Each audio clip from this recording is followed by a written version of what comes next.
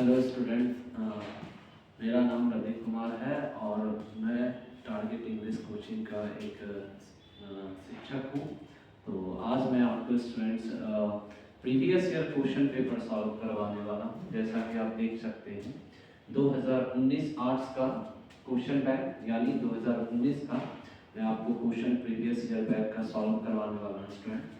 और इसमें बहुत सारे ऐसे क्वेश्चन हैं जो आप देखेंगे बहुत इजीली मेथड से बनाए गए हम लोग स्टूडेंट। आइए सॉल्व करते हैं स्टूडेंट्स 2019 का प्रीवियस ईयर क्वेश्चंस पेपर। ठीक है, ये देखिए स्टूडेंट, ये हमारा फर्स्ट क्वेश्चन है, आप देख सकते हैं जैसा कि आप देख पा रहे हैं। क्वेश्चंस क्या कहता है स्टूडेंट्स, ये पहले समझ लेते हैं।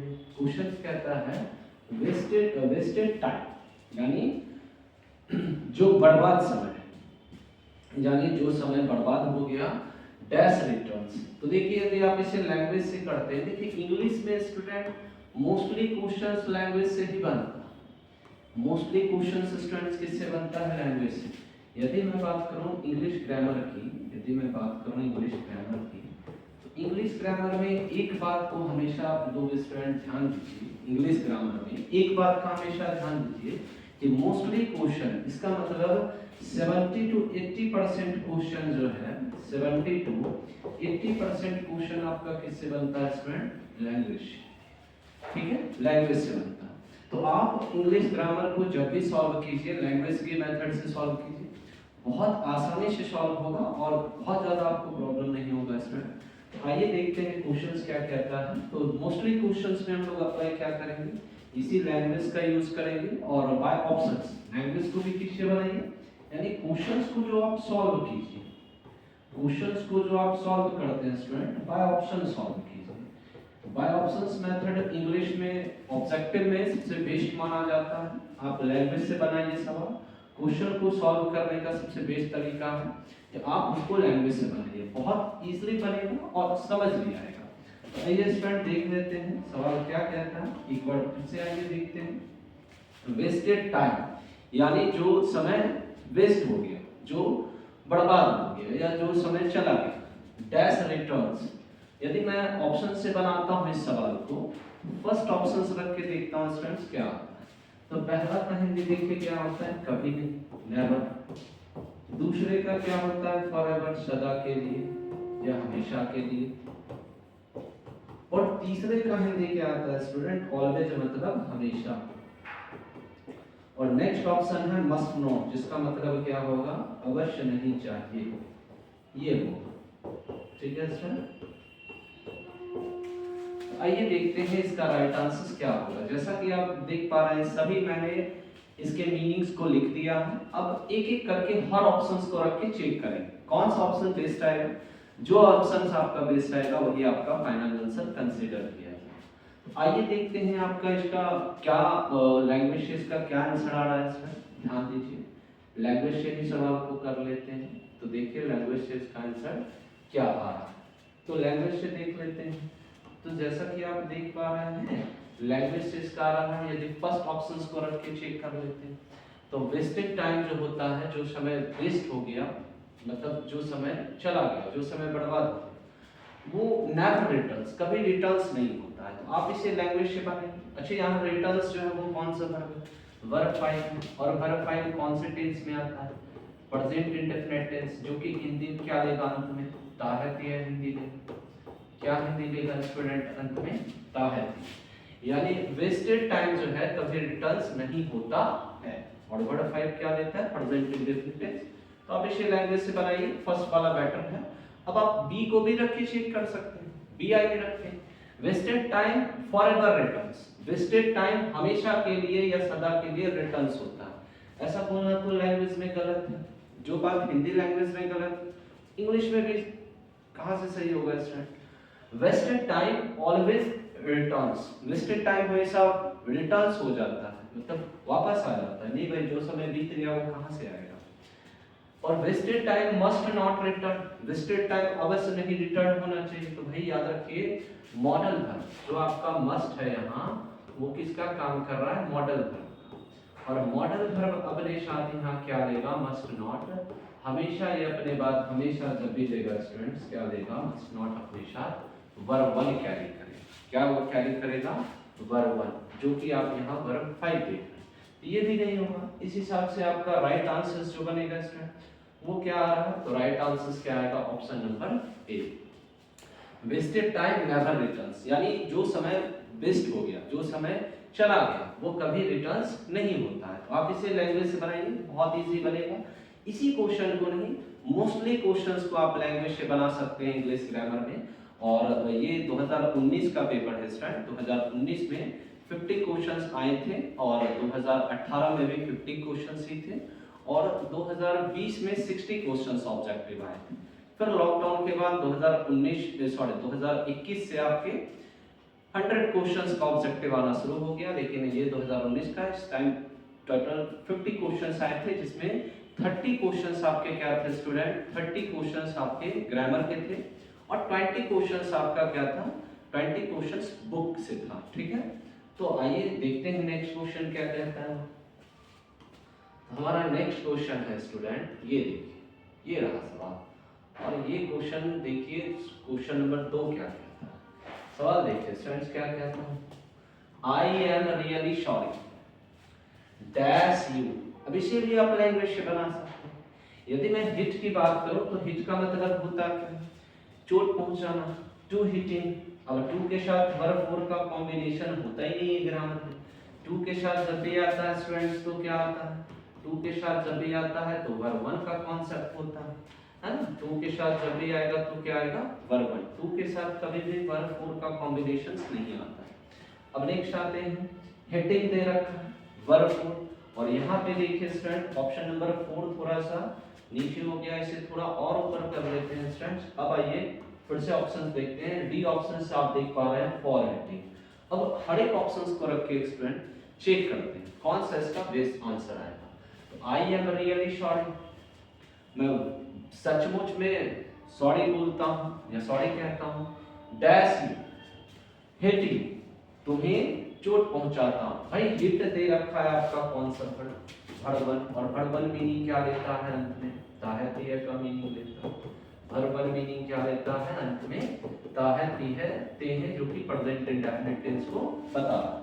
अब आइए, टू हिटिंग का कोई कॉन्सेप्ट ही नहीं होता है, टू के बाद वर्ब 4 आएगा, कुछ भी कॉन्सेप्ट। हाँ, हिटिंग देखिए तब आता है जब यहाँ पे मान लीजिए आपका कुछ दिया है, तो ये भी नहीं आएगा। ठीक है, हाँ, फॉर हिटिंग रख के देखते हैं और हिटिंग दोनों में क्या डिफरेंस है। तो आई एम रियली सॉरी, ध्यान दीजिए इसमें, I am really sorry hitting मतलब मैं सॉरी बोलता हूँ हिटिंग यू, आपको चोट पहुंचाने। और ये देखिए डी रखते हैं तब क्या, मैं सचमुच सॉरी बोलता हूँ फॉर हिटिंग यू, मतलब आपको चोट पहुंचाने के लिए। देखिए यहाँ फॉर का मीनिंग क्या होता है? के लिए। तो आप यहाँ क्या कह सकते हैं? मैं क्षमा मांगता हूँ सचमुच आपको हिटिंग करने के लिए, मतलब मैंने जो आपको हिट किया, चोट पहुंचाया, उसके लिए क्षमा मांगता हूँ। तो इसका मतलब मैं क्या हूँ? क्षमा प्रार्थी हूँ। इसका सेंस क्या है यहाँ पर? फॉर का सेंस किससे है? के लिए से है। तो यहाँ पे जो एक्शंस डन हो रहा है उसका एक कह सकते हैं आप, कहीं ना कहीं आप एक दे रहे हैं कि भाई मैं किस चीज के लिए सॉरी मांग रहा हूँ, तो फॉर हिटिंग यानी चोट पहुंचाने के लिए। तो ये सवाल भी आप लैंग्वेज से ही बना सकते हैं स्टूडेंट, जैसा कि देख सकते हैं। इसका राइट आंसर क्या आएगा? Option number D. अब आइए नेक्स्ट क्वेश्चन देखते हैं स्टूडेंट, क्वेश्चन नंबर 3 क्या कहता है। ये सवाल देखते हैं स्टूडेंट, क्वेश्चन नंबर 3 क्या है, देखिए। तो जैसा कि आप देख पा रहे हैं क्वेश्चन नंबर 3 क्या कहता है, समझते हैं। What do you think, what do you think. सवाल ऑप्शन से ही करेंगे, मोस्टली क्वेश्चंस हम लोग ऑप्शन से करेंगे। तो नेक्स्ट क्वेश्चन देखते हैं, व्हाट डू यू थिंक, आप क्या सोचते हैं। डैश सुशांत, यानी सुशांत किसी यहाँ व्यक्ति का नाम है या वॉइस का नाम है, तो आप क्या सोचते हैं। देखिए ऐड का मीनिंग क्या होगा, फिर से आते हैं, ऐड प्रीपोजिशनल वर्ड। ऐड का मतलब क्या होगा? मे या पर। इन का मतलब क्या होता है? मे होता है। ऑफ का मतलब क्या होता है? ऑफ का मतलब से होता है। ठीक है, ये डिस्काउंट वगैरह में भी लगता है। और अबाउट मतलब क्या होता है? के बारे में। अबाउट का मतलब क्या होता है? के बारे में। मैं इस ऑफ के बारे में बता दूं स्टूडेंट्स, इस ऑफ का 2 अर्थ होते हैं। एक तो से भी होता है, जैसे हम लोग इसका यूज करते हैं फ्रॉम बॉटम टू, कह सकते हैं फ्रॉम टॉप टू बॉटम, यानी जब कोई वस्तु टॉप टू बॉटम गिरता है तो उसमें हम लोग किसका यूज करते हैं, ऑफ का। ठीक है, जैसे the book fell off the table, इसका मतलब बुक जो है वो टेबल से नीचे गिर गया, तो वहां पे भी हम लोग इसका यूज कर सकते हैं। ठीक है, जनरली से भी कई बार मीनिंग लेता।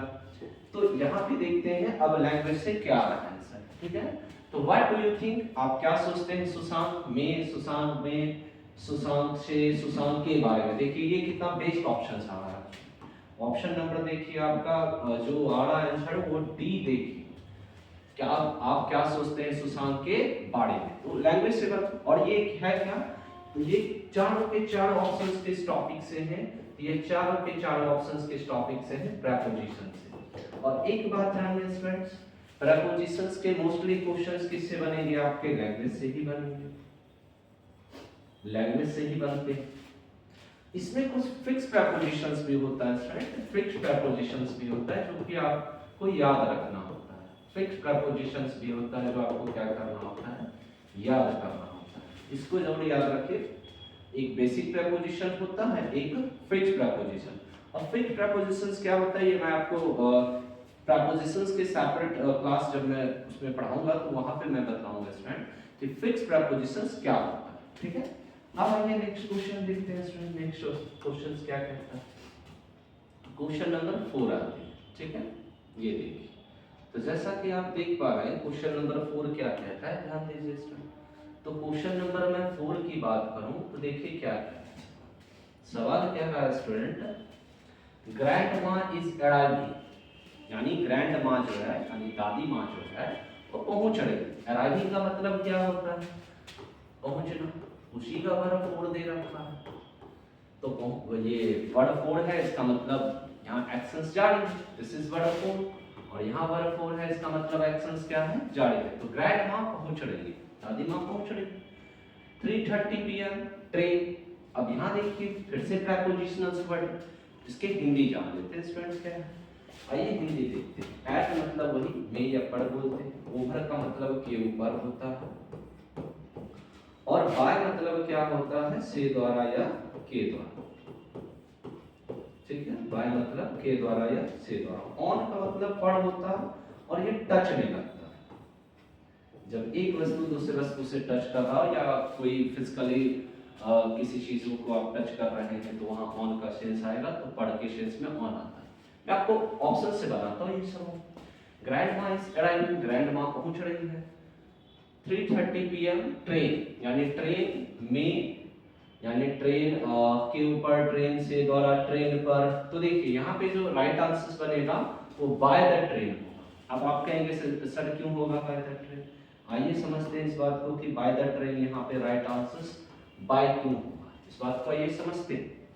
बाय इसलिए होगा स्टूडेंट क्योंकि ग्रैंड माँ पहुंच रही है ट्रेन के द्वारा, यानी जब बाय कब लगता है, जब कोई व्यक्ति, बाय कब लगता है इस बात को समझते हैं, जब कोई व्यक्ति ट्रैवल करता है और मींस ऑफ ट्रांसपोर्ट का यूज करता है, किसी मींस ऑफ ट्रांसपोर्ट का यूज करता है, किसी भी मींस ऑफ ट्रांसपोर्ट का वो यूज कर रहा हो, किसी भी मींस ऑफ ट्रांसपोर्ट का वो यूज कर रहा हो, उस सेंस में क्या लगता है आपका, हमेशा बाय लगता है। जैसे आप बोल सकते हैं by car, by train, by bus, इस तरह से आप बहुत सारा एग्जांपल दे सकते हैं। जैसे वह बस से आया, ही कैन बाय बस, he can by train, he can by car, तो वो किस मींस ऑफ ट्रांसपोर्ट का यूज करता है, उसमें क्या लगता है स्टूडेंट, बाय। ओवर लगेगा वहां जहां पे के ऊपर का शेष है। एट मतलब ने या पर होता है, तो एट का जो यूज होता है एग्जैक्ट लोकेशन में होता है। कहां होता है स्टूडेंट एट का यूज, आइए समझते हैं। तो एट का जो यूज होता है वो होता है एग्जैक्ट लोकेशन। कहां यूज होता है इसका, एग्जैक्ट लोकेशन, यानी एग्जैक्ट लोकेशंस की जहां बात करेंगे स्टूडेंट्स वहां क्या लगेगा आपका, एट लगता है। जैसे आप कह सकते हैं सी इज एट होम, वह घर पर है, सी इज एट होम, वह घर पर है, तो वो एग्जैक्ट लोकेशंस की बात कर रहा है। अब ओवर जहां के ऊपर का सेंस लेगा वहां पे क्या लगाएंगे हम लोग, ओवर। और ओवर के भी बहुत सारे एग्जांपल्स हैं। जैसे मान लीजिए हम लोग कहते हैं कि he is climbing over the mountain, वह पहाड़ के ऊपर चढ़ रहा है ना, उस केस में भी हम लोग क्या लगाते हैं, ओवर। ओवर का यूज कहाँ करते हैं के ऊपर, जब कोई वस्तु किसी वस्तु को कवर कर रहा हो, वहां भी यूज करते हैं। क्लाइंबिंग के सेंस में, क्लाइंबिंग के सेंस में आप यूज करते हैं।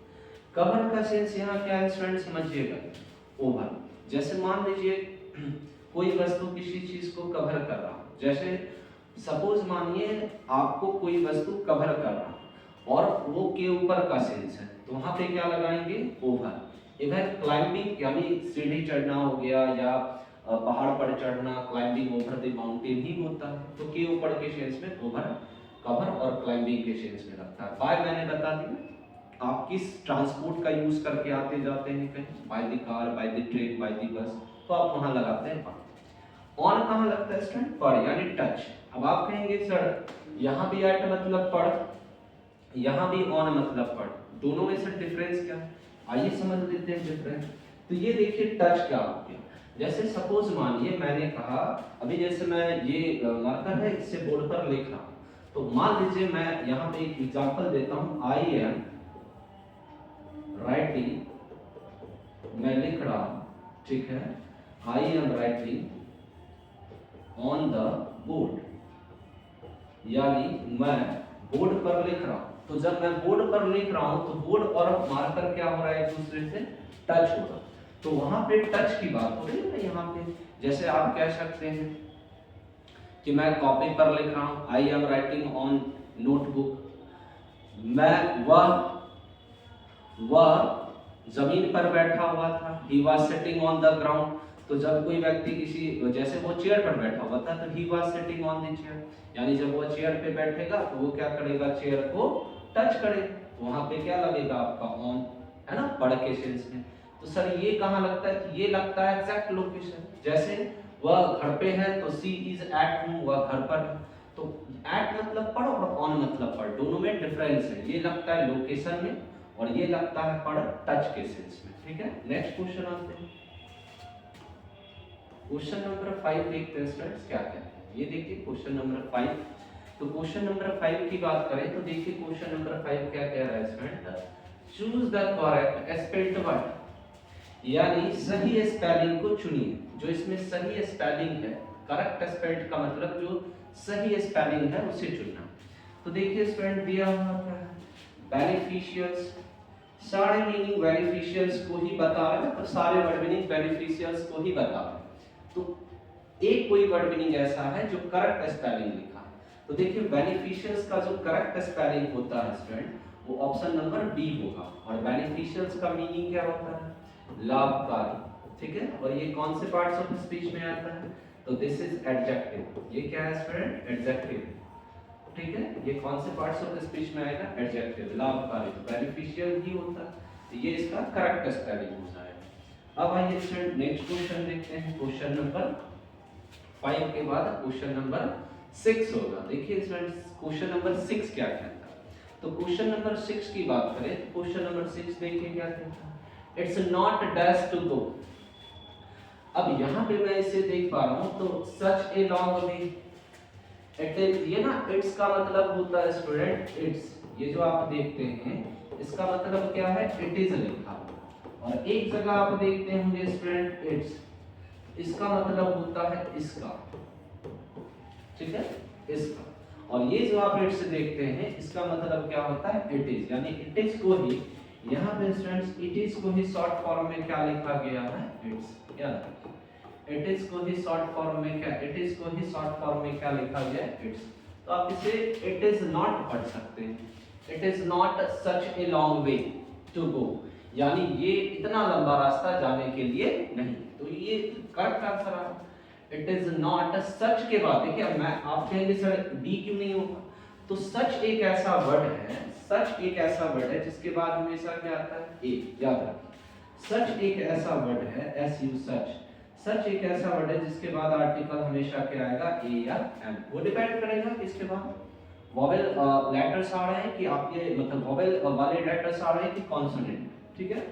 तो सच का मतलब क्या होता है, ऐसा, याद रखिए। तो सच एक ऐसा वर्ड है जो अपने साथ हमेशा क्या कैरी करता है, ए या एम, याद रखिए। कहीं तो आप देखिए इट इज नॉट सच ए, देखिए इसमें सच के बाद ए, बाकी किसी में सच के बाद ए दिया ही नहीं, बी में भी नहीं है सच के बाद ए। यहाँ देखिए स्टूडेंट सच लास्ट में है, ये भी नहीं होगा, सच ए होता है हमेशा। और यहाँ भी देखिए सच है और ए लास्ट में दे दिया, उस हिसाब से सच के बाद क्या होगा ए। इसका मतलब it is not such a way, such a long way to go, यानी यह जाने के लिए, यह जाने के लिए लॉन्ग वे का मतलब इतना लंबा, मतलब इतना लंबा रास्ता नहीं, मतलब ऐसा लंबा रास्ता जाने के लिए या इतना लंबा रास्ता जाने के लिए नहीं, ये इसका करेक्ट हिंदी होगा इसमें। अब आइए नेक्स्ट क्वेश्चन देखते हैं, क्वेश्चन नंबर 7। ये देखिए क्वेश्चन नंबर, यदि मैं 7 की बात करूं, थोड़ा मैं और इसे स्क्रॉल कर लेता हूं, ये अब आइए क्वेश्चन नंबर 7 देखते हैं। क्वेश्चन नंबर 7 क्या कहता है, dash to London by train yesterday. अब यहाँ सवाल देखते हैं, यस्टरडे दिया, तो यस्टरडे कौन से टेंस को बताता है, कौन सा टाइमिंग वर्ड है, तो यस्टरडे मतलब बीता हुआ कल, यानी ये पास्ट टाइमिंग को बताता है, पास्ट टाइम, यानी ऐसे टाइमिंग वर्ड को बता रहा है जो समय बीत गया, पास्ट टाइम को बता रहा है, बीते हुए समय को। आप मुझे बताइए पास्ट टेंस है, जब पास्ट टाइम है तो वर्ब भी कौन सा होगा, पास्ट टेंस होगा।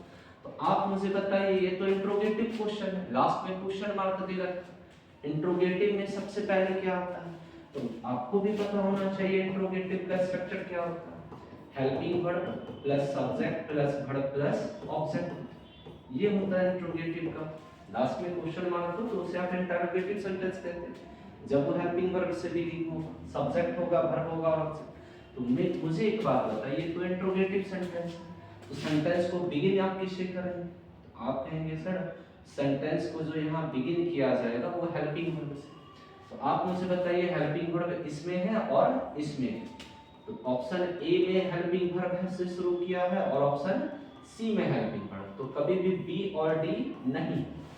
अब इसमें भी देख लेते हैं, डिड के साथ एक में दिया है डिड के साथ वर्ब टू, और दूसरे में ये सी ऑप्शंस में दिया है डिड के साथ वर्ब। तो आपको पता होना चाहिए student, do does did, do does और डिड, इसके साथ हमेशा क्या लगता है, वर्ब। डू डज डिड के साथ क्या लगता है स्टूडेंट, वर्ब। तो इसके अनुसार देखिए डिड के साथ वर्ब नहीं आए, उसके हिसाब से स्टूडेंट राइट आंसर इसका क्या बनेगा, उसके हिसाब से इसका राइट आंसर कौन सा बनेगा, ऑप्शन नंबर डी हो जाएगा। डिड मैरी गो, क्या मैरी गई टू लंदन, कहाँ गई भाई, क्या मैरी लंदन की ओर गई या क्या मैरी लंदन के लिए गई। बाय ट्रेन यस्टरडे, मतलब क्या मैरी जो है वो कल ट्रेन से या ट्रेन के द्वारा लंदन गई या लंदन के लिए गई, ये सवाल कह रहा है। तो आप इसे लैंग्वेज से भी बना सकते थे, अदरवाइज कॉन्सेप्ट तो समझ आ ही गया होगा कि डू डज डिड भड़वन लेता है और ये क्वेश्चन मार्क था लास्ट में। तो क्वेश्चन मार्क का स्ट्रक्चर क्या होता है, इंट्रोगेटिव सेंटेंस, और इंटरोगेटिव का ये स्ट्रक्चर है। तो पहले हेल्पिंग वर्ब है और हेल्पिंग वर्ब केवल इसमें था, इसमें, और डिड के साथ वर्ब वन लगता है, कभी भी डिड के साथ वर्ब टू नहीं लगता। क्यों नहीं लगता, बहुत सिंपल रीजन है, डू का वर्ब टू डिड होता है और ये भी वर्ब टू, तो दो वर्ब टू कैसे आएगा, एक पहले डिड आएगा तब तो आएगा उसके साथ वर्ब। तो आप हमेशा बोलते आ रहे हैं, कई बार आप बोलते होंगे लैंग्वेज में, आई डिड नॉट गो, मैं नहीं गया, I did not go there, मैं वहां नहीं गया, आई डिड नॉट गो, गो बोलते हैं आप डिड के साथ वर्ब। अब आइए नेक्स्ट क्वेश्चन देखते हैं, क्वेश्चन नंबर 8। ये देखिए क्वेश्चन नंबर, यदि मैं 8 की बात करूं तो सवाल क्या कहता है, एक बार सवाल समझ लेते हैं, ठीक है। देखिए, he used to go, he used to dash in the country, यदि मैं ऑप्शंस ए देख पा रहा हूं, had lived, यानी had lived का मीनिंग क्या होगा स्टूडेंट, ये समझ लेते हैं। अच्छा, यहाँ दो ऑप्शंस डी दे दिया है, एक ही बी होगा, will live और lead वर्ब टू, यहाँ वर्ब वन है, ये वर्ब थ्री है live, और ये यहाँ कौन सा वर्ब है, वर्ब वन, ठीक है। अब आइए देखते हैं इसका आंसर क्या होगा। यूज्ड टू, तो यूज्ड टू के साथ क्या क्या लगता है, ये पहले जानो। यूज्ड टू का यूज कहाँ होता है, तो यूज्ड टू का यूज कहाँ होता है स्टूडेंट, तो यूज्ड टू का यूज होता है पास्ट हैबिट, कहाँ इसका यूज होता है, पास्ट हैबिट, ये जानो। सबसे पहले यूज्ड टू का यूज कहाँ होता है, तो यूज्ड टू का यूज होता है पास्ट हैबिट में, और यूज्ड टू का हिंदी क्या होता है, तो याद रखिए क्रिया के साथ या करता था या करते थे, ये इसका हिंदी होता है, या करता था या करते थे। अब मान लीजिए सपोज मैं आपको यहाँ पे एक एग्जांपल देता हूँ, सी यूज्ड टू वॉक, इसका हिंदी क्या होगा? यहाँ देखिए मैंने आपको एक एग्जांपल दिया, एग्जांपल से आप समझ सकते हैं। अब इसका देखिए हिंदी मैं निकालता हूँ, तो इसका हिंदी क्या होगा student? She used to walk, यानी वह टहला। अब देखिए used to plus verb, used to के बाद क्या आ रहा है आपका? वर्ब। तो इसका मतलब है सी यूज्ड टू वॉक, वह टहला किया करती थी, यानी पास्ट हैबिट। उसका टहलना क्या था? पुरानी आदत। पास्ट हैबिट में क्या लगाते हैं? Used to. और यूज्ड टू के साथ आप क्या लगाते हैं? हमेशा याद रखिए, तो यूज्ड टू के साथ आप क्या देंगे? हमेशा वर्ब। उसके हिसाब से देखिए स्टूडेंट, यूज्ड टू है तो टू के बाद यहाँ क्या आ जाएगा? वर्ब। तो देख लेते हैं वर्ब कहाँ है? Option number D. Used to के साथ इज आया प्लस वर्ब फोर भी लगता है, जिसका अर्थ होता है की आदत है। लेकिन यूज्ड टू के साथ जब वर्ब वन रहेगा तो उसका हिंदी देखिए क्या होता है? या करता था, या करते थे, यानी पास्ट हैबिट में इसका यूज करते हैं। ही यूज्ड टू, यदि आप यहाँ ऑप्शंस डी लेते हैं तो हिंदी देख लीजिए, he used to live in the country, यानी वह देश में रहा किया करता था, मतलब बहुत पहले वो इस देश में रहा किया करता था, यानी वो इस देश में रहा किया करता था, यानी वो उसकी कह सकते हो वो पहले किस जगह पर रहता था ये बता रहा है। ठीक है, अब रहा। नेक्स्ट आते हैं, ये देखिए क्वेश्चन नंबर 9। क्वेश्चन नंबर 9 क्या कहता है ये स्टूडेंट समझते हैं। तो क्वेश्चन नंबर 9 है it can not be denied. अब देखिए डिनाइड मीनिंग क्या लेता है समझिए। डिनाइड का मतलब होता है किसी चीज को इनकार कर देना, है ना? किसी चीज को डिनाई कर दिया आपने, मतलब मना कर दिया, इनकार कर दिया। तो it can not be denied, इसे डिनाई नहीं किया जा सकता। डिनाई का मतलब क्या होता है? अच्छा आगे भी पढ़ लेते, dash will produce good result. अब ऑप्शंस आप देख पा रहे हैं, यहाँ डबल बी हो गया, एक ही भी होना चाहिए था तो दो बार भी लिखा। Working hard, working so hard, working such hard, hardly work. Language से कीजिए, सवाल इसलिए बने। देखते हैं क्वेश्चंस क्या कहता है लैंग्वेज से। It can not be denied, यानी इसे डिनाइड नहीं किया जा सकता है। डिनाइड का मतलब क्या है इसमें? डिनाइड का मतलब है यहाँ इसे नकारा नहीं जा सकता, इनकार नहीं किया जा सकता। Working hard will produce good result. Working hard का मीनिंग क्या होगा? कड़ी मेहनत करना। कड़ी मेहनत करने से क्या होता है? अच्छे रिजल्ट जो हैं वो प्रोड्यूस होंगे। प्रोड्यूस मतलब अच्छे रिजल्ट आपको दिखेंगे, है ना? ये सेंस। तो इसे डिनाई नहीं, इसे आप लैंग्वेज से बनेंगे बहुत इजी बनेगा। इसे इनकार नहीं किया जा सकता है कि it can not be denied, इसे इनकार नहीं किया जा सकता है। तो वर्किंग हार्ड, कड़ी मेहनत करने से विल प्रोड्यूस गुड रिजल्ट, यानी अच्छे रिजल्ट्स आएंगे। ये बात तो सही है। तो वर्किंग सो हार्ड क्यों नहीं होगा? तो मतलब वर्किंग सो हार्ड का मीनिंग क्या होगा? इतना मेहनत करने से। यहाँ इतना मेहनत का कोई सेंस ही नहीं, केवल कह रहा है मेहनत करने से अच्छे रिजल्ट्स आएंगे, ये कह रहा है। वर्किंग सच हार्ड, अब सच के बाद मैंने कहा था ये लगता है, ये भी है। हार्डली वर्क तो कुछ होता ही नहीं है। हार्डली तो एक कह सकते हैं नेगेटिव वर्ड, जिसका मतलब होता है मुश्किल से, ये भी नहीं होगा। मुश्किल से कड़ी मेहनत करने से अच्छे रिजल्ट आते हैं, ऐसा कुछ नहीं होगा। It can not be denied, इसका मतलब होता है इसे इनकार नहीं किया जा सकता है। कड़ी मेहनत, वर्किंग हार्ड, कड़ी मेहनत करने से, है ना? कड़ी मेहनत करने से क्या होता है? विल प्रोड्यूस गुड रिजल्ट, यानी अच्छे रिजल्ट्स क्या होते हैं? प्रोड्यूस होंगे, यानी दिखेंगे आपको results.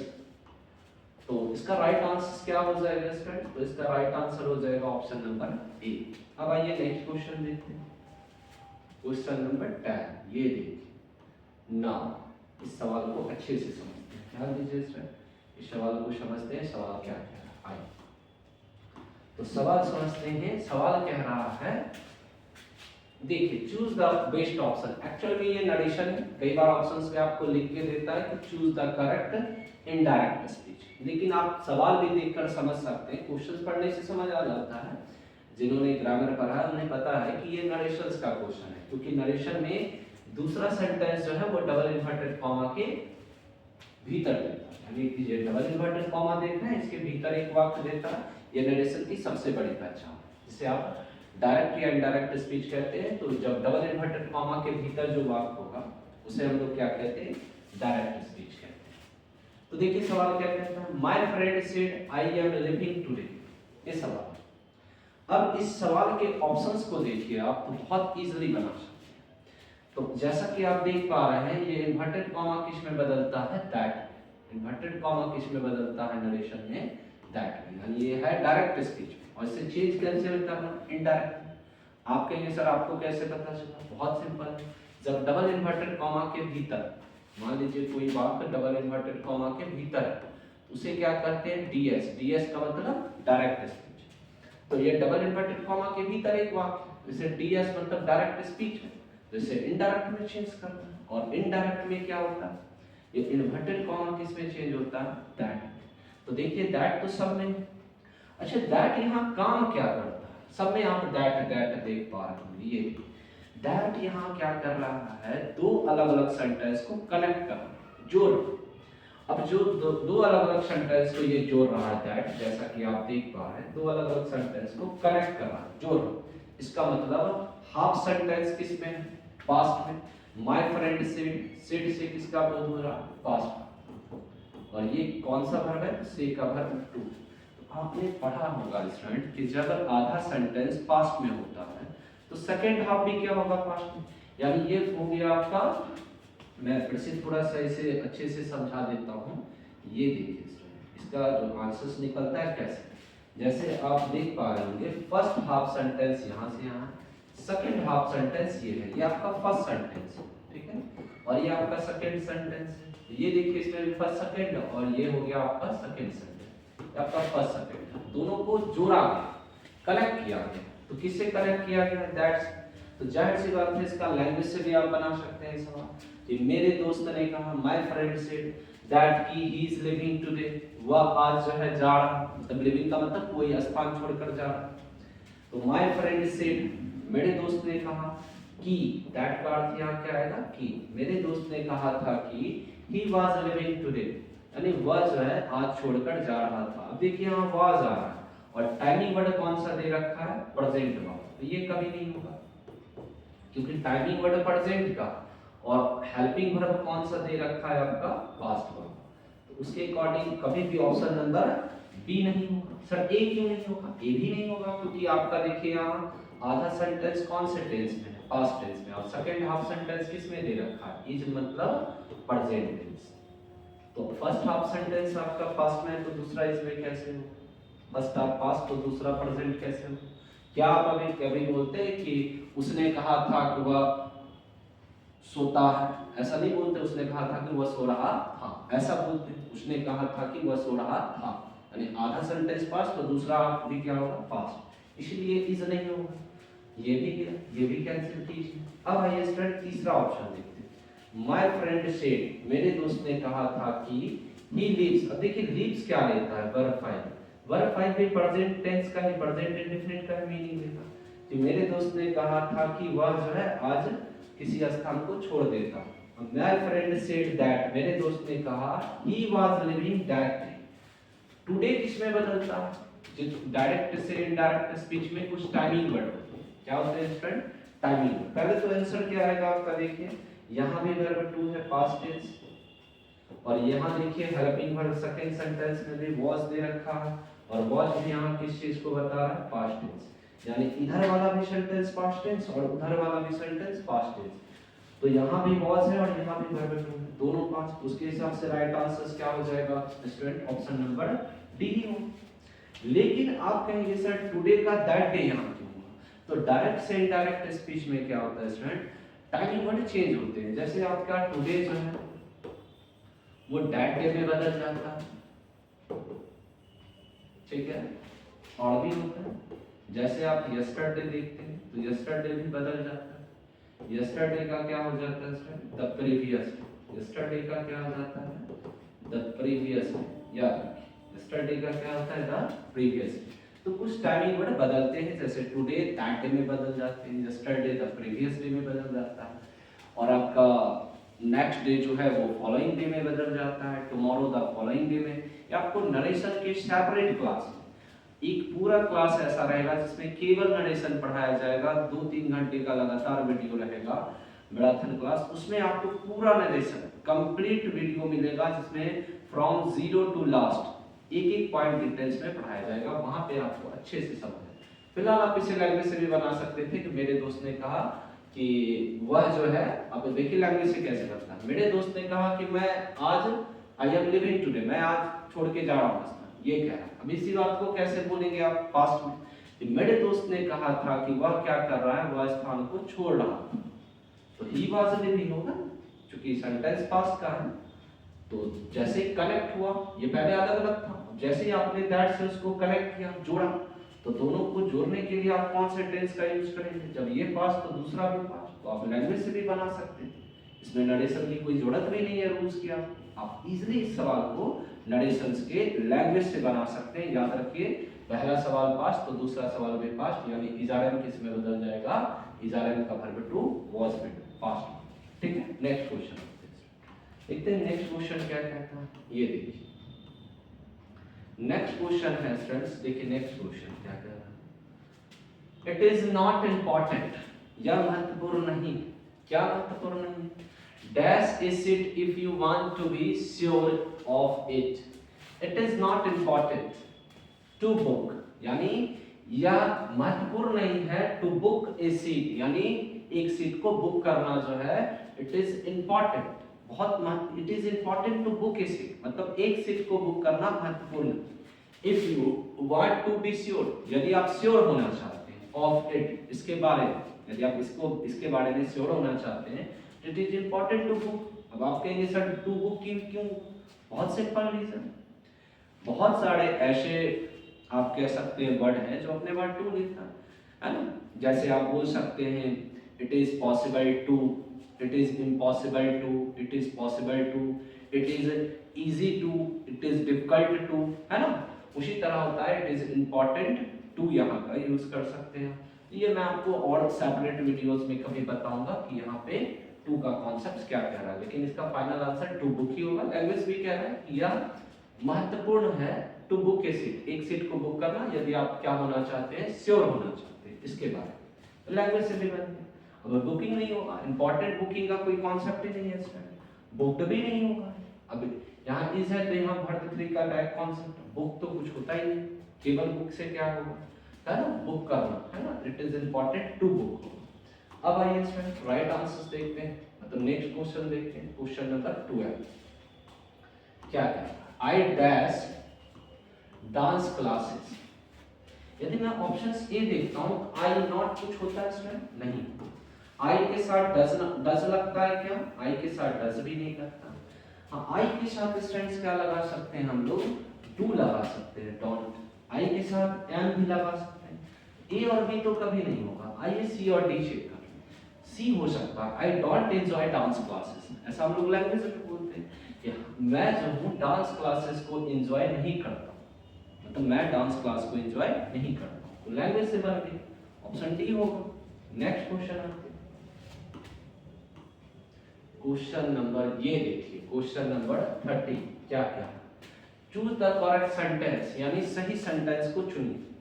Your information are correct, your correct are information, your information is correct, your information has correct. देखिए स्टूडेंट्स, इसमें इंफॉर्मेशंस की चर्चा, इंफॉर्मेशंस वर्ड क्या है, एक आपका नाउन है, इंफॉर्मेशन वर्ड क्या होता है आपका एक नाउन, और इंफॉर्मेशंस कैसा नाउन है ये आपको समझना। इंफॉर्मेशन एक अनकाउंटेबल नाउन, इंफॉर्मेशन एक कैसा नाउन है स्टूडेंट, याद रखिए इंफॉर्मेशन एक कैसा नाउन है, तो इंफॉर्मेशन एक कैसा नाउन है student, uncountable, uncountable. Uncountable noun के बारे में एक और बात जानिए स्टूडेंट, ये हमेशा अपने साथ कैसा वर्ब लेता है, सिंगुलर, कैसा वर्ब लेता है हमेशा, सिंगुलर।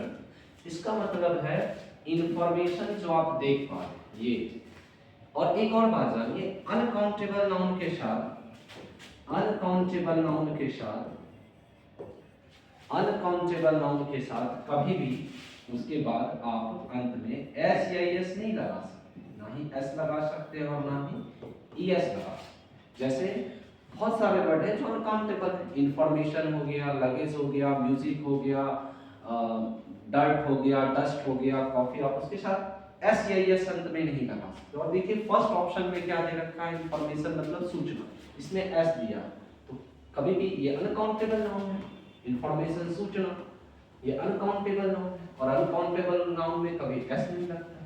अब यहाँ देखिए योर करेक्ट आर इंफॉर्मेशन, ऐसा कुछ होता है क्या, तुम्हारे करेक्ट है इंफॉर्मेशन। अब योर करेक्ट आर का कॉम्बिनेशन ही नहीं होगा, क्योंकि इंफॉर्मेशन एक अनकाउंटेबल नाउन है, और अनकाउंटेबल नाउन कौन सा वर्ब लेता है, वो तुरंत बताया इसमें। अनकाउंटेबल हमेशा कौन सा वर्ब लेगा, आपका सिंगुलर। सिंगुलर, तो आप मुझे बताइए इन सभी में सिंगुलर वर्ब कहाँ है, ये देखिए option C singular. Your information is correct, आपके, और इंफॉर्मेशन भी कौन सा नाउन है, अनकाउंटेबल, जिसमें अंत में एस नहीं है, और सिंगुलर वर्ब भी दिया। आप देख सकते हैं इसके साथ कौन सा वर्ब लगा है, इंफॉर्मेशन के साथ इज, यानी अनकाउंटेबल नाउन। अनकाउंटेबल नाउन कौन सा वर्ब लेता है स्टूडेंट, अनकाउंटेबल नाउन कौन सा वर्ब लेता है, सिंगुलर, यानी योर इंफॉर्मेशन इज करेक्ट, आपका इंफॉर्मेशन क्या है, करेक्ट है, सही है, लैंग्वेज से देख सकते है ना। और ये रूल्स भी मैंने बताया कॉन्सेप्ट की, अनकाउंटेबल नाउन के साथ सिंगुलर। नेक्स्ट क्वेश्चन आते हैं, क्वेश्चन नंबर 14। ये सवाल को देखिए, सवाल क्या कहता है, पूरा सवाल he went dash in the river nearby, option में दे रखा है fish, fishing, for fish, to fish. अब यहाँ देखिए स्टूडेंट वर्ब टू, और इंग्लिश ग्रामर में कॉन्सेप्ट कहता है कि वर्ब टू के तुरंत बाद क्या आ सकता है, gerund verb four. Verb four, और वर्ब फोर यहाँ किसका काम करेगा स्टूडेंट, gerund का काम करेगा। किसका काम करेगा स्टूडेंट, gerund का, हमेशा याद। अब आप कहेंगे सर यहाँ वर्ब फोर कैसे आए, समझिए वर्ब फोर, अच्छा इसमें वर्ब फोर आए क्योंकि वर्ब टू के बाद वर्ब वन डायरेक्ट नहीं आ, फिश तो एक नाउन है। अब ही वेंट फिश, कुछ कॉन्सेप्ट ही नहीं बन रहा, तो वह फिश गया, वह फिश के लिए गया, यहाँ फॉर रहता तो समझ आता कि he went for fish, he went fishing. अब यहाँ फिशिंग जो है वो नाउन नहीं, फिशिंग यहाँ पे क्या हो रहा है, वर्ब फोर हो रहा, मछली पकड़ना। फिशिंग का सेंस यहाँ क्या है, मछली पकड़ना।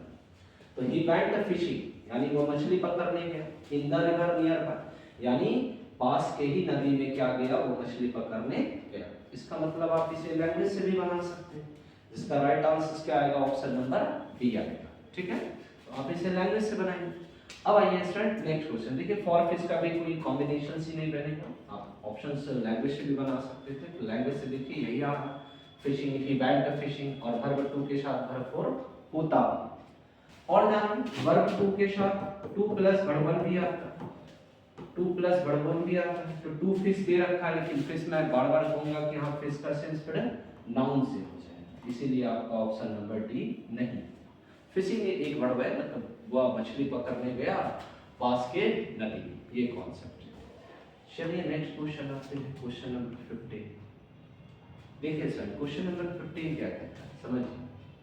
तो क्वेश्चन नंबर 15 कह रहा है we dash to the cinema last night, हम लोग अंतिम रात सिनेमा गए। देखिए लास्ट में क्या लगता है, तो लास्ट में हमेशा क्या लगता है, वर्ब टू। लास्ट नाइट मतलब अंतिम रात, अंतिम रात मतलब बीता हुआ समय, और बीता हुआ समय में क्या लगेगा आपका, verb two, past tense, past tense. वह अंतिम रात कहाँ गया था, सिनेमा गया। तो भाई लास्ट नाइट है, तो ये past timing word, past timing word में कौन सा वर्ब लगेगा, पास्ट टेंस वाला वर्ब, जो कि option number C verb two. Next question आते हैं, ये देखिए नेक्स्ट क्वेश्चन की बात करते हैं। क्वेश्चन नंबर 16 क्या कहता है, डू यू अंडरस्टैंड, क्या आप समझते हैं, व्हाट आई मीन। सवाल क्या कहता है, choose the best passive voice, passive voice में सेंटेंस को चेंज करो। आपने पढ़ा होगा स्टूडेंट, यहाँ पे पेसिव वॉइस में चेंज करना। एक्टिव से पेसिव का रूल क्या है, एक तरफ मैंने ए भी एक्टिव वॉइस लिखा, दूसरी तरफ ए भी पेसिव वॉइस। आइए समझते हैं रूल्स क्या कहता है। आपको पता होना चाहिए डू या डज एक्टिव से पेसिव में किस में बदल जाता है, इज आर एम, किस में बदल जाता है, इज आर एम। आप मुझे बताइए यहाँ पे क्वेश्चंस में क्या दे रखा है, सवाल डू डज, ये किस में बदल जाए, तो डू डज किस में बदलता है, इज आर या एम। तो देखिए यहाँ पे किसमें इज आर एम है, शुरुआत में, तो राइट आंसर क्या हो जाएगा, ऑप्शन नंबर डी, क्योंकि डू डज किस में बदलता है, इज आर एम, ठीक है। तो इसका आंसर क्या हो जाएगा, डी। नेक्स्ट क्वेश्चन आते हैं, dash I open the window. देखिए ये तो आसान क्वेश्चन है। Dash I open my window, out चाहिए, हैव ये पोजीशंस के सेंस में लगता है, शुड मतलब भी चाहिए, ठीक है, ये एडवाइस के सेंस में लगता है, और मस्ट मतलब अवश्य चाहिए, ये कंपलसरी के सेंस में लगता है, ठीक है। तो यहाँ पे देखिए dash I open my window यानी should I open my window, ये इसका राइट आंसर बनेगा। लैंग्वेज से कीजिए, इजीली बन जाएगा शुड के सेंस से। ये 18 नंबर क्वेश्चन नंबर 18 देखिए भाई क्या कह रहा है। क्वेश्चन नंबर 18 की बात करें, कह रहा है that which can not be avoided, choose the best correct single word. मतलब ये है क्या, समझिए सिंगल वर्ड का मतलब क्या होता है, इसका मतलब ये OWS है। क्या है ये OWS? सर ये OWS क्या होता है? O for one, W for words, W for words और S for substitution, S for substitution यानी वन वर्ड सब्स्टिट्यूशन, जिसका मतलब क्या होता है अनेक शब्दों के लिए एक शब्द। यानी ये जितने वर्ड, ये जो सेंटेंसेस के लिए एक शब्द का यूज करना। मीनिंग क्या कहता है ये समझ, that which can not be avoided, जिसे नकारा नहीं जा सकता है, जिसे अवॉइड नहीं किया जा सकता, मतलब इनकार नहीं या नकारा नहीं जा सकता, उसे क्या कहते हैं, उसे अंग्रेजी में इनएविटेबल कहते हैं। क्या कहते हैं स्टूडेंट? इनएविटेबल। इसकी शुद्ध हिंदी होती है अपरिहार्य, ठीक है। इनकंपेरेबल का मतलब क्या हो, जिसको कंपेयर नहीं किया जा सकता है दूसरे से, तुलना नहीं किया जा सकता। अब ये देखिए क्या है, इरिपेयरेबल यानी जिसको रिपेयर नहीं किया जा सकता है, ये सेंस। और इनडिस्प्यूटेबल का मतलब क्या होता है, डिस्प्यूट मतलब विवाद, तो इनडिस्प्यूटेबल का मतलब जो विवाद के योग्य न हो। तो करेक्ट आंसर क्या होगा? ए। नेक्स्ट क्वेश्चन आते हैं, क्वेश्चन नंबर 19 देखते हैं स्टूडेंट्स क्या है। The train is very crowded, train क्या है, बहुत क्राउडेड है, क्राउड मतलब भीड़ से भरा। दैट इज यूजुअल, ये काफी यूजुअल है। अब देखिए क्या कह रहा है question, choose the correct combination. अब देखिए कॉम्बिनेशंस क्या होते हैं, कॉम्बिनेशंस क्या होता है ये समझते हैं। तो कॉम्बिनेशंस का मतलब होता है मिलाना या जोड़ना। कॉम्बिनेशंस का मतलब क्या होता है, मिलाना या जोड़ना। यानी सवाल क्या कह रहा है, सवाल समझते हैं। कह रहा है चूज द करेक्ट कॉम्बिनेशन, यानी ये रहा पहला सेंटेंस आपका, और ये रहा आपका स्टूडेंट देखिए यहाँ, ये रहा आपका सेकंड सेंटेंस, यानी ये फर्स्ट सेंटेंस और ये आपका सेकंड सेंटेंस, दोनों को कॉम्बिनेशंस करना यानी मिलाना, जोड़ना और एक करना है, दोनों अलग अलग है, उसे कंबाइन कॉम्बिनेशन यानी जोड़कर एक कीजिए। तो the train is usually very crowded, ये सही है। अब आप कहेंगे सर क्यों भाई, विद है क्या क्वेश्चन? नहीं, बी नहीं होगा। क्या सर सी होगा? नहीं होगा। हैड है क्या क्वेश्चन? कहीं पे नहीं, इसलिए सी भी नहीं होगा। सर डी होगा क्या? डी भी नहीं होगा, बिकॉज कैन नहीं है क्वेश्चन में। आप देख सकते हैं क्वेश्चन में कहीं कैन नहीं, इज है इसमें भी, ए में और क्वेश्चन में भी इज है। तो राइट आंसर ए होगा, the train is usually very crowded, यानी ट्रेन में साधारणतः बहुत भीड़ रहता है। क्राउडेड का मतलब क्या होता है, भीड़ से भरा, ठीक है। चलिए नेक्स्ट क्वेश्चन देखते हैं, क्वेश्चन नंबर 20। देखिए ये सवाल क्या है, सवाल what dash you will doing, choose the best options. Options में क्या है, वाज, विल, हैव और शुड। तो आप यहां ध्यान दीजिए स्ट्रक्चर्स पे। तो यहाँ पे been plus verb four use किया, क्या यूज किया इसमें, बीन प्लस वर्ब फोर। अब बीन प्लस वर्ब फोर कहाँ लगता है ये समझते हैं, किस स्ट्रक्चर में आता है। तो याद रखिए बीन प्लस जो वर्ब फोर आता है स्टूडेंट, वो किसके साथ लगता है, हैज या हैव या हैड के साथ, हैज, हैव या हैड के साथ। आप मुझे बताइए हाँ आपको क्या दिखता है। तो जैसा कि मैं देख पा रहा हूँ हैज, हैव, हैड, और इसके साथ क्या लगता है, बीन प्लस वर्ब फोर। तो देखिए यहाँ पे क्या आ जाएगा, तो राइट आंसर क्या हो जाएगा, हैव, क्योंकि हैज, हैव, हैड बीन के हैज, हैव, हैड के साथ ही बीन प्लस वर्ब फोर, तो बीन प्लस वर्ब फोर। तो राइट आंसर क्या होगा, हैव। देख सकते हैं इस तीनों में से एक दे रखा है, तो हिंदी में कर लेते हैं सवाल। What have you been doing, आप क्या करते रहे, ये इसका हिंदी में। और ये स्ट्रक्चर याद रखें अच्छे, ये कौन से टेंस का स्ट्रक्चर है, तो ये आपका हो जाएगा present perfect continuous, present perfect continuous tense का स्ट्रक्चर है। इसमें हैड देते हैं आप, यदि आप had been plus verb four देते तो वो पास्ट परफेक्ट कॉन्टिन्यूअस टेंस का एग्जाम्पल। आइए स्टूडेंट नेक्स्ट क्वेश्चन देखते हैं। क्वेश्चन नंबर 21 क्या कहता है। देखिए क्वेश्चन नंबर 21 की मैं बात करूं तो सवाल क्या कहता है समझो। आई एंजॉयड मतलब मैंने एंजॉयड किया, मतलब dash then again, I enjoyed dash then again. सवाल क्या कहता है, चूज द बेस्ट ऑप्शन। अब ऑप्शन देख लो, see, to see, seeing, had see. See का सेंस यहाँ किससे है स्टूडेंट, तो सी का सेंस मिलना से, सी का सेंस यहाँ क्या है, मिलना। आइए राइट आंसर क्या बनेगा ये देखते हैं। ये आपका वर्ब 1, ये भी वर्ब 1, ये वर्ब 4 और ये आपका दे रखा है स्टूडेंट हैड के साथ वर्ब 3। आइए देखते हैं लैंग्वेज से ही बनेगा सवाल। तो आई एंजॉयड मतलब मैंने एंजॉयड किया। अब यहाँ देखते हैं सीइंग होगा, तो देखिए स्टूडेंट आई एंजॉयड यहाँ पे क्या होगा, सीइंग। क्यों होगा seeing sir, I enjoyed seeing them again, मैंने दोबारा उन्हें क्या किया, मतलब मैं जब उससे दोबारा मिला तो मिलकर मुझे कैसा लगा, बहुत अच्छा लगा। मतलब मैं उन्हें दोबारा मिलकर मुझे क्या लगा, बहुत अच्छा लगा। मुझे उनसे दोबारा मिलने में क्या लगा, अच्छा महसूस हुआ या अच्छा लगा। ये सर सीइंग ही क्यों होगा, ये ऑप्शन डी क्यों नहीं होगा, ये समझिए ऑप्शन ए क्यों नहीं होगा समझिए। सिंपल सी बात है, एंजॉय जो है, एंजॉय ये अपने साथ हमेशा किसका यूज करता है, तो ये अपने साथ हमेशा क्या लेगा, वर्ब फोर, जिसे आप जेरंड कहते हैं। क्या कहते हैं स्टूडेंट, जिसे आप जेरंड। याद रखें इंसर्ट अपने साथ जब भी लेगा वर्ब फोर लेगा। ये आपको वर्ब के क्लास में मैं बहुत अच्छे से समझाऊंगा। चलिए नेक्स्ट क्वेश्चन लेते हैं। क्वेश्चन नंबर 22 क्या कहता है स्टूडेंट, समझते हैं। What time dash, what time the train leaves. अब देखिए व्हाट टाइम के बाद क्या आ सकता है, तो व्हाट टाइम के बाद हेल्पिंग वर्ब आएगा। डब्ल्यूएच वर्ड के बाद क्या आता है, तो डब्ल्यूएच वर्ड के बाद क्या आता है, हमेशा helping verb, subject plus verb plus object, ये होता है स्ट्रक्चर, ये स्ट्रक्चर है ना इसका। तो यहाँ डब्ल्यूएच वर्ड है व्हाट टाइम, इसके बाद क्या है, हेल्पिंग वर्ब। तो देखिए इसमें हेल्पिंग वर्ब कहाँ है, ये है हेल्पिंग वर्ब, ये इसमें नहीं हेल्पिंग वर्ब, इसमें भी पहले नहीं हेल्पिंग वर्ब, इसमें भी हेल्पिंग वर्ब नहीं। देखिए ए बी और डी में हेल्पिंग वर्ब, या तो बी होगा या डी होगा। आइए देखते हैं बी।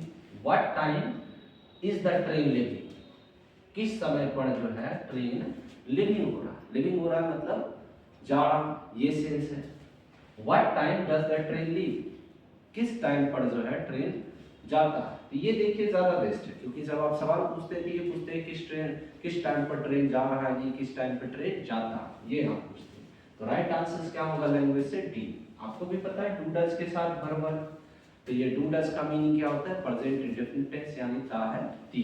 बहुत अच्छे से आप समझ पा रहे हैं।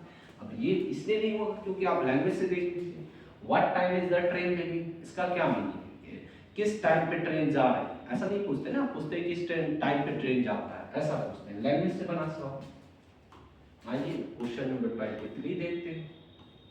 ये देखिए, चूज द करेक्ट सेंटेंस, इसमें से सही सेंटेंस चुनना।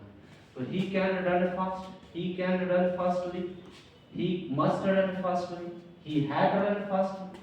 तो देखिए इसका राइट आंसर जो होगा स्टूडेंट वो क्या होगा, इसका right answer option number A होगा, he can run fast. Hindi से बना, कैसे समझे, वह तेज दौड़ सकता है, इसका हिंदी नहीं सही निकलेगा।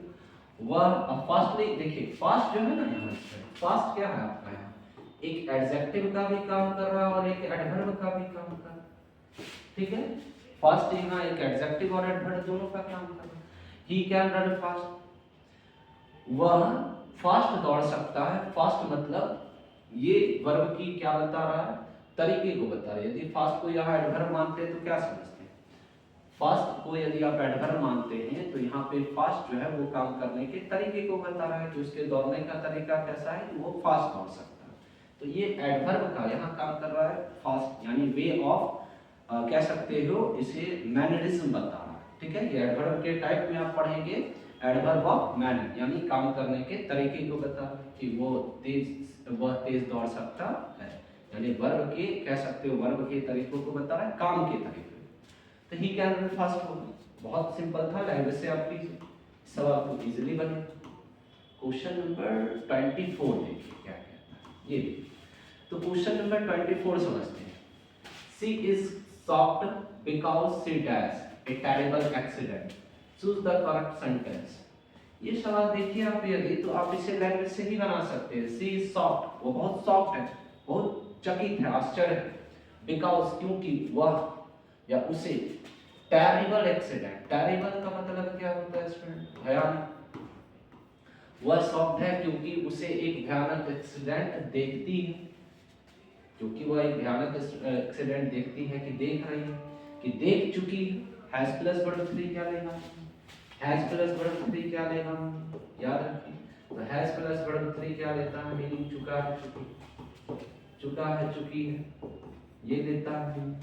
यानी इसमें क्या होता है? एक्शंस डन हो जाते हैं। एक्शंस क्या हो जाता है स्टूडेंट? डन। जब भी आप वर्ब 3 लगाते हैं तो उसमें एक्शंस क्या हो जाता है? आपका डन हो जाता है, यानी कोई काम पूरा हो जाता है। तो यहाँ वही कह रहा है कि सी सॉफ्ट, वो बहुत सॉफ्ट है, बहुत चकित है। बिकॉज सी हैज, यदि आप ऑप्शन सी रखते तो देखेंगे सी हैज सी, उसने देखा है एक टेरिबल एक्सीडेंट, यानी वो देख चुकी है क्या? एक भयानक एक्सीडेंट। तो ये लैंग्वेज से देखिए करें, ऑप्शन सी रखिए, ऑप्शन सी रख के देखिए, करेक्ट आंसर है। बाकी जितने ऑप्शन है वो लैंग्वेज पर फिट नहीं हो रहे। कि वह सॉफ्ट है क्योंकि वह एक टेरिबल एक्सीडेंट देख रही, नहीं, वह सॉफ्ट है क्योंकि उसने टेरिबल एक्सीडेंट देख लिया है या देख चुकी है। एक्सेस डन हो जाता है वर्ब 3 के कॉन्सेप्ट में। और यहाँ देखिए सी में कौन सा वर्ब है? वर्ब 3। वर्ब 3 मतलब action done, already action done है भाई। एक्सीडेंट देखी तभी तो वो सॉफ्ट है, तो पहले तो एक्सीडेंट डन हो चुका, मतलब कोई एक्शन पहले हो चुका, उसके लिए वो सॉफ्ट है। तो अब आइए नेक्स्ट क्वेश्चन देखते हैं। क्वेश्चन नंबर 25, ये रहा आपका सवाल। देखिए क्वेश्चन नंबर 25 क्या कहता है। तो क्वेश्चन नंबर 25 की बात करें, he asked the child if he wanted balloons. अब सवाल देखिए क्या है। इस सवाल को यदि आप ध्यान से देखिएगा तो ये नरेशन का सवाल है। किसका सवाल है स्टूडेंट? नरेशन का। आइए नरेशन देखते हैं। ये है आपका डायरेक्ट स्पीच, जितने ऑप्शंस है वो क्या है? Direct speech. उसको बदलना किसमें? इनडायरेक्ट। अच्छा, आस्क किसमें होता है? आस्क उसी में होगा ना जिसमें व्यक्ति क्या कर रहा होगा? किसी से क्वेश्चंस कर रहा होगा। क्वेश्चंस दो ही तरह से करते हैं आप जनरली, देखिए। तो क्वेश्चंस जब भी करेगा कोई व्यक्ति तो क्या करेगा? तो यहाँ पे समझते हैं स्टूडेंट, इफ दिया। अच्छा, इफ से क्या पता चलता है? इफ से ये पता चलता है कि सेंटेंस हमेशा किसमें रहेगा? इंटरोगेटिव। इफ से किसका पता चलता है? इंटरोगेटिव। ठीक है, यानी डायरेक्ट स्पीच में जो आपका इंटरोगेटिव सेंटेंस होता है वो किस में बदल जाता है? इफ। तो हमें इंटरोगेटिव सेंटेंस ढूंढना है इसमें। आइए ढूंढते हैं इंटरोगेटिव सेंटेंस कौन सा है। यहाँ देखिए ये भी इंटरोगेटिव है, ये भी इंटरोगेटिव, ये भी इंटरोगेटिव है, ये। लेकिन अब देखते हैं सवाल क्या कहता है। तो भाई यहाँ जिसमें क्वेश्चंस में लिखा हो आस्क्ड वो होगा ना, क्योंकि यहाँ क्वेश्चन पूछ रहा है। यहाँ देखिए ये जो दे रखा है, said to the child did you. अब यहाँ पे समझते हैं, यहाँ पे ऑप्शंस में ही वांट दे रखा है, यानी वांटेड दे रखा है वर्ब टू। आप मुझे बताइए वर्ब टू कैसे बना, क्योंकि यहाँ पे भी सवाल पास्ट में है, वर्ब टू ये भी पास्ट में है, इसीलिए यहाँ पे कौन सा टेंस दे रखा है? पास्ट टेंस, दोनों पास्ट टेंस। इसका मतलब ये जो आप देख पा रहे हैं वर्ब टू, ये आया कहाँ से? वर्ब वन से, क्योंकि डायरेक्ट स्पीच में वर्ब वन होता है, वही जाकर इनडायरेक्ट में किस में बदल जाता है? वर्ब टू में। तो देखते हैं वर्ब वन कहाँ लिखा हुआ है? वांट। तो आप देख पा रहे होंगे डू यू वांट, इसमें भी है, इसमें भी है, इसमें भी है, इसमें भी। तो अब मुद्दा ये है कि सर इसमें होगा क्या आंसर? तो ध्यान देने लायक बात ये है कि आप ऑप्शन नंबर ए को देखिए क्या कह रहा है। ऑप्शन नंबर ए को देखिए स्टूडेंट्स क्या कह रहा है। यदि आप इसे सॉल्व करते हैं तो क्या लिया, यानी इन चारों को सॉल्व करने से ऊपर का आंसर आपका आना चाहिए, क्वेश्चन आना चाहिए। यदि मैं इसे सॉल्व करूं तो he asked the children, did यहाँ किस में? इन्वर्टेड कॉमा में बदलेगा। डिड का क्या है? डिड किस फॉर्म में जाएगा? यानी यू सेकंड पर्सन ऑब्जेक्ट। मी का क्या हो जाएगा? आई। तो यहाँ पे देखिए चाइल्ड जो है ही का दे रखा है। ऑप्शन नंबर ए भी ठीक ठाक लग रहा, ऑप्शन नंबर बी भी ठीक ठाक लग रहा होगा आपको, लेकिन राइट आंसर जो होगा बहुत सिंपल है ये क्वेश्चन स्टूडेंट। एक नंबर बात तो ये है, कभी भी ए नहीं आएगा और इसका आंसर डी भी नहीं आएगा। जब भी आएगा तो बी आएगा या तो स्टूडेंट सी आएगा। अब बी और सी क्यों आएगा, उसमें कौन सा श्योर कर लेते हैं, साउटेड, चिल्ला तो नहीं रहा, इसीलिए सी नहीं होगा। हाँ आर्ट मिल भी रहा, देखिए क्वेश्चन में भी आर्ट है यहाँ और यहाँ पे भी आर्ट है, उसके हिसाब से राइट आंसर बी होगा। क्योंकि आपको भी पता है डू यू वांट बैलून, क्या आप बैलून चाहते हैं, ही वांटेड बैलून, उसे वह बैलून चाहता था, यानी प्रेजेंट था, उसे आपने किस में बदल दिया, पास्ट में। और यहाँ भी आर्ट है और यहाँ भी आर्ट है, तो सवाल को इलिमिनेट करके बनाएंगे, ऑप्शंस को हटा के देखिए कौन कौन सा ऑप्शंस नहीं होगा, उसके बाद देखिए आप क्वेश्चंस इजी लगेगा नरेशन। वर्ब से बनाइए, हेल्पिंग वर्ब और मेन वर्ब को देखते हैं। नेक्स्ट क्वेश्चन आते हैं स्टूडेंट, क्वेश्चन नंबर 26, ये देखिए। तो क्वेश्चन नंबर 26 क्या कहता है student, choose the correct sentence, सही वाक्य को चुनिए। तो I am not used to shouting, I am not use, अब यहाँ देखिए इज़ारफ के साथ यूज टू का कॉन्सेप्ट क्या कहता है, समझिए, सब्जेक्ट प्लस इज़ारफ, इज़ारफ प्लस, ध्यान दीजिए, इज़ारफ नेगेटिव सेंटेंस है, नॉट भी दे सकते हैं, बिल्कुल दे सकते हैं, यूज्ड टू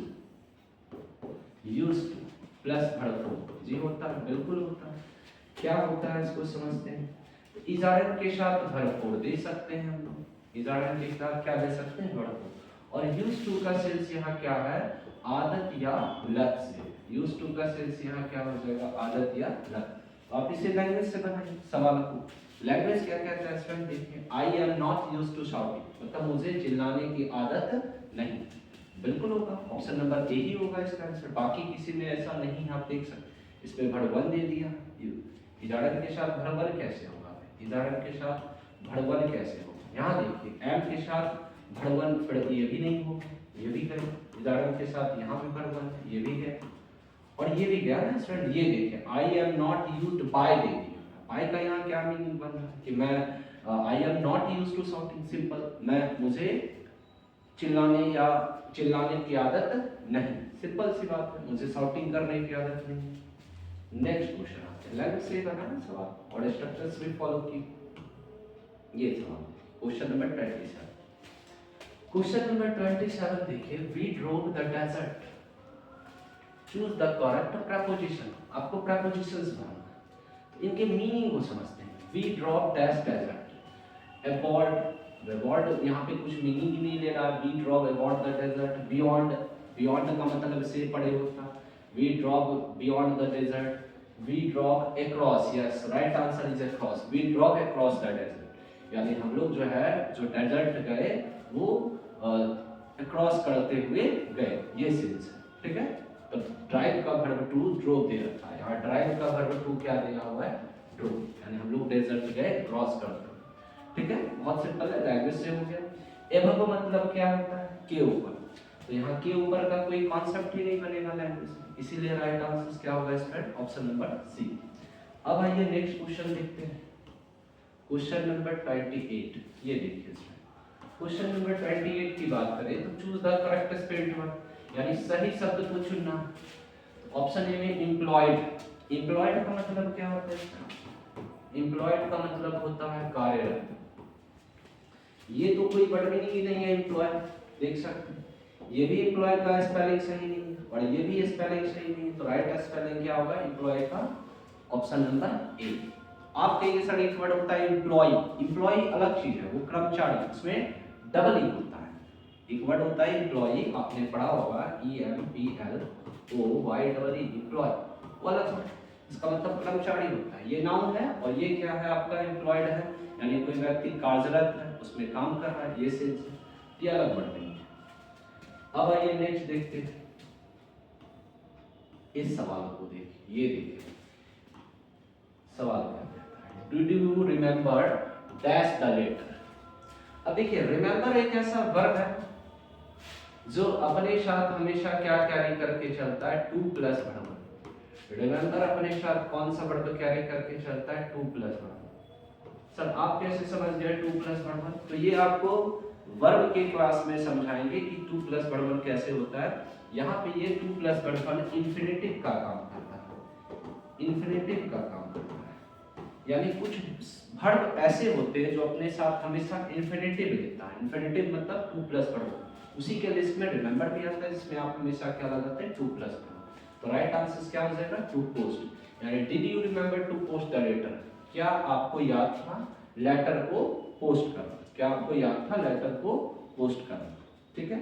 यहाँ लैंग्वेज से भी बना सकते हैं लेटर को पोस्ट करना, लेटर को, तो टू का सेंस यहाँ को से आ रहा है, टू पोस्ट लेटर, लेकिन उससे बेस्ट है का इसका लिस्ट होता है वर्ब का कि कौन से वर्ब के बाद कौन सा इंफिनिटिव आता है ना, मतलब कौन से वर्ब के बाद इंफिनिटिव आता है, ये पूरा लिस्ट है, वो आप एक बार पढ़ लीजिएगा। मैं आपको उसका वर्ब का जब क्लास दूंगा तो वहाँ अच्छे से डिटेल्स में। चलिए नेक्स्ट क्वेश्चन आते हैं, क्वेश्चन नंबर 30। ये देखिए सवाल क्या कहता है, have my orders been carried out by you, choose the best active voice. सवाल को एक्टिव वॉइस में चेंज कीजिए। तो देखिए एक्टिव वॉइस और पैसिव वॉइस आपको भी पता है, बीन किस में बदलता है एक्टिव वॉइस में, वर्ब 3, यानी वर्ब 3 का ही बीन होता है।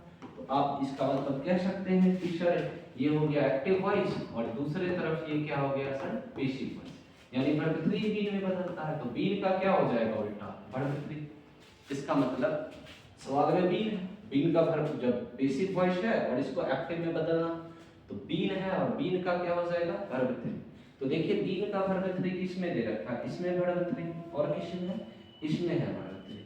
तो देखिए ऑप्शन में हैव, क्वेश्चन में हैव और यहाँ भी है, तो जिस टेंस में जो सवाल रहेगा उसी टेंस में चेंज होगा एक्टिव से पैसिव। इसलिए राइट आंसर क्या होगा, have you carried out my order, यानी क्या तुमने मेरा ऑर्डर्स जो है वो कैरीड किया या नहीं किया, ये सवाल कैरीड किया।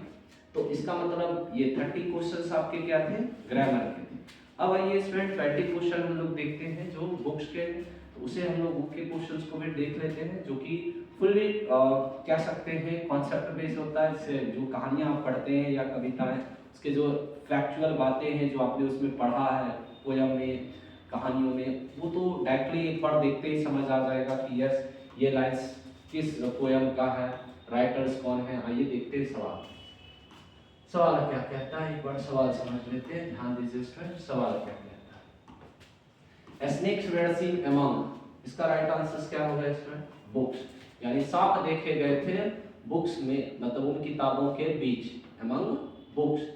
माय ग्रैंड मदर हाउस में, ये लाइन पोयम का क्या है स्टूडेंट, ये लाइन है। इसका राइट आंसर क्या हो जाएगा, बुक्स।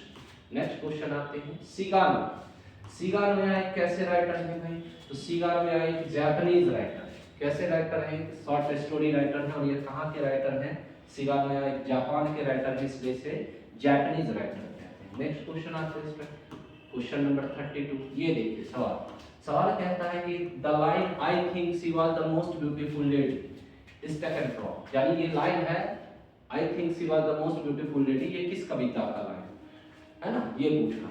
तो आइए ये किस कविता का लाइन होगा, एन एपिथाफ, एन एपिथाफ में ये लाइन है। नेक्स्ट क्वेश्चन आते हैं इसमें, ये सवाल देखते हैं, क्वेश्चन नंबर 34। ये एक सेंटेंस दे रखा है, the distinguish characteristics of modern civilisation is our indefinite multiplicity of one, यानी जो सेंटेंस है the distinguishing characteristics of modern civilisation, और मॉडर्न सिविलाइजेशन की चर्चा किस चैप्टर में की आपको पता ही होगा, Indian civilisation and culture. Indian civilisation and culture में मॉडर्न सिविलाइजेशन है ना, वेस्ट सिविलाइजेशन, इस सभी की चर्चा। नेक्स्ट क्वेश्चन आ जाते हैं, ये देखिए student, the romantic revival, the romantic revival is often associated, associated मतलब जुड़ा, ये रोमांटिक रिवाइवल जो वर्ड है ये किससे जुड़ा हुआ है, ये जुड़ा हुआ है विलियम वर्ड्सवर्थ से। नेक्स्ट क्वेश्चन आते हैं स्टूडेंट, ये देखिए question number 36। Nor in the hope the world can show A fitter love for me, ये देखिए यहाँ लव लिखा हुआ है, LOVE लव, इसे मैं काट के अच्छे से लिख देता हूँ, LOVE लव, ठीक है। यानी ये देख सकते हैं आप, ए फिटर लव फॉर मी, ये सवाल किसका है, तो ये लाइन दिया गया है sweetest love I do not go के पोएम से, ठीक है। आप इसको आप पढ़ेंगे कविता तो आपको पता चल जाएगा, हालांकि इसमें मी जो है वो डबल ई करके देता है और ये ओल्ड इंग्लिश का वर्ड है, ठीक है। मी जो आप देख रहे हैं एक्स्ट्रा ई, ये किस इंग्लिश का वर्ड है, ओल्ड इंग्लिश। तो पूरा का पूरा sweetest love I do not go, इस चैप्टर में बहुत सारे वर्ड ओल्ड इंग्लिश के हैं, और ओल्ड इंग्लिश में आपको एक कॉमन बात ये दिखेगा, बहुत सारे वर्ड के अंत में एक्स्ट्रा ई दे रखा, एक्स्ट्रा ई, तो इसमें भी ई होना चाहिए था, यहाँ पे थोड़ा सा ईरर है, मतलब थोड़ा सा कह सकते हैं टाइप करने में थोड़ा सा ई मिसिंग कर दिया गया होगा, लेकिन यहाँ ई होना चाहिए। ठीक है, आइए नेक्स्ट क्वेश्चन देखते हैं। क्वेश्चन नंबर 37, ये देखिए क्या कहता है सवाल। सवाल कहता है लेनिया एंड हैकरियन, ये दो बुक्स हैं, ये किसके द्वारा लिखे गए? ये जॉन केट्स के द्वारा लिखे गए लेनिया एंड हैकरियन। नेक्स्ट क्वेश्चन आप क्वेश्चन नंबर 30 है। The development of dash was help by the introduction of printing technology. तो the development of modern civilization, modern English यानी आधुनिक इंग्लिश के विकास की ही ये सब देन है, जो प्रिंटिंग टेक्नोलॉजी इंट्रोड्यूस हुआ बाद में जाकर, है ना। नेक्स्ट क्वेश्चन, लोमोव, ये सवाल। Lomov wants to marry, Lomov शादी करना चाहता है किससे? नतालिया से। ये एक चैप्टर है मैरिज इज प्रपोजल, उसमें दिया हुआ ये एक ड्रामा कॉमिक स्केच है, ड्रामा है, जिसमें लोमोव है, चुबुकोव है, नतालिया है। लोमोव क्या करना चाहता है? तो लोमोव जो है वो नतालिया से विवाह करना चाहता है, वही सवाल दे रखा है। क्वेश्चन नंबर 40 आइए student. Bharat is my home, ये किसके द्वारा लिखा गया? रिटर्न, इसके राइटर कौन होंगे? Doctor Zakir Hussain. Next question आते हैं स्टूडेंट, क्वेश्चन नंबर 41, ये देखिए क्या कह रहा है। Dorothy L Sayers says that press is free dash. Dorothy L Sayers कहते हैं कि प्रेस फ्री है, स्वतंत्र है। प्रेस फ्री है कहाँ? तो चैप्टर के अनुसार हो जाएगा इसका आंसर नाउवेयर। नाउवेयर मतलब कहीं, नाउवेयर का मतलब कहीं, समवेयर मतलब कहीं, एवरीवेयर मतलब सभी जगह। इसका जो एग्जाम मतलब जो बुक्स में दे रखा है वो क्या हो जाएगा? नाउवेयर। यानी डोरोथी अल्सेयर राइटर है, वो कहते हैं प्रेस कहीं भी फ्री नहीं, नाउवेयर, प्रेस कहीं फ्री नहीं। Next question, the major linguistic changes, जो मेजर लिंग्विस्टिक चेंज है इज नोन एज, वो कहा जाता है great vowel shift, great vowel shift. Next question, ये देखिए इसमें ये सवाल क्या कह रहा है। The line and the proms go rolling on is taken from, ये लाइन किस चैप्टर से लिया गया है? और लुढ़कता जा रहा है, प्रॉम्स मतलब कोई बच्चा गाना, ये कहना। तो ये ना now the lips are falling fast का ये लाइन, ये किस कविता का लाइन है? Now the lips are falling fast. Next question आते हैं स्टूडेंट। अच्छा, question number 44, Untouchable and Coolie written by, किसके द्वारा लिखा गया ये दो? तो भाई अनटचेबल और कूली के राइटर कौन है? मुल्कराज आनंद, M.R. आनंद मतलब मुल्कराज आनंद। नेक्स्ट क्वेश्चन आते हैं क्वेश्चन नंबर 45, देखिए। The word drama comes from, मतलब ये ड्रामा वर्ड कहाँ से आया? ये ना ग्रीक वर्ड, ड्रामा वर्ड कहाँ से आया आपका? ये ना ग्रीक वर्ड, ग्रीक से लिया गया शब्द है ड्रामा। इंग्लिश में जो ड्रामा वर्ड है वो कहाँ से लिया गया है? ग्रीक भाषा से। ठीक है, नेक्स्ट है क्वेश्चन नंबर 46, तुगलक, ये देखिए। तुगलक कह रहा है कि तुगलक जो एक है इसके राइटर कौन है? तो तुगलक के राइटर कौन हो जाएंगे? ग्रीस कार्नाड। तुगलक के राइटर कौन हो जाएंगे? ग्रीस कार्नाड। नेक्स्ट क्वेश्चन आते हैं क्वेश्चन नंबर 47, ये देखिए। लीव्स ऑफ ग्रास, ये किसके द्वारा लिखा गया? तो ये एक पोयम जो किसके द्वारा लिखा गया है? तो वॉल्ट विटमैन के द्वारा। किसके द्वारा लिखा गया? वॉल्ट विटमैन के द्वारा। नेक्स्ट क्वेश्चन आते हैं student, T S. Eliot, T S. Eliot is a dash poet. ये ना 20th सेंचुरी के पोएट, 20वीं सदी के ये क्या थे? 20वीं सेंचुरी के क्या थे ये? पोएट, 20वीं सेंचुरी के ये पोएट। नेक्स्ट क्वेश्चन आते हैं स्टूडेंट 49, ये H.E. Bates also worked for some time as a dash। H.E. Bates जो है ना वो काम also worked for some time, तो कुछ दिनों के लिए काम किए थे, है ना, as a dash, किस रूप में? ये ना एक जर्नलिस्ट थे, एक पत्रकार के रूप में काम कर चुके हैं। H.E. Bates काम कर चुके थे किस रूप में? एक जर्नलिस्ट मतलब एक पत्रकार के रूप में। ये अबाउट राइटर में आप पढ़िएगा, ये एक जर्नलिस्ट थे, ठीक है, H.E. Bates। नेक्स्ट क्वेश्चन आते हैं question number 50, this is the last question. देखिए क्या कह रहा है sir. Pearl S Buck had a dash family doctor. Pearl S Buck के बाद एक के पास एक, पर्ल एस बक कह सकते हैं एक राइटर है जिनके पास एक फैमिली डॉक्टर था। वो फैमिली डॉक्टर कहाँ का था? वो इंडियन, क्या कहाँ का डॉक्टर था? Indian family doctor. तो ये आपका 50 क्वेश्चन है स्टूडेंट्स, हो गया तो जैसे प्रीवियस ईयर क्वेश्चन था मैंने सॉल्व कर दिया। आई होप कि आपको ये बहुत ही अच्छे से समझ आया होगा। नेक्स्ट टाइम फिर से हम लोग नेक्स्ट ईयर के पेपर को सॉल्व करेंगे। Thank you.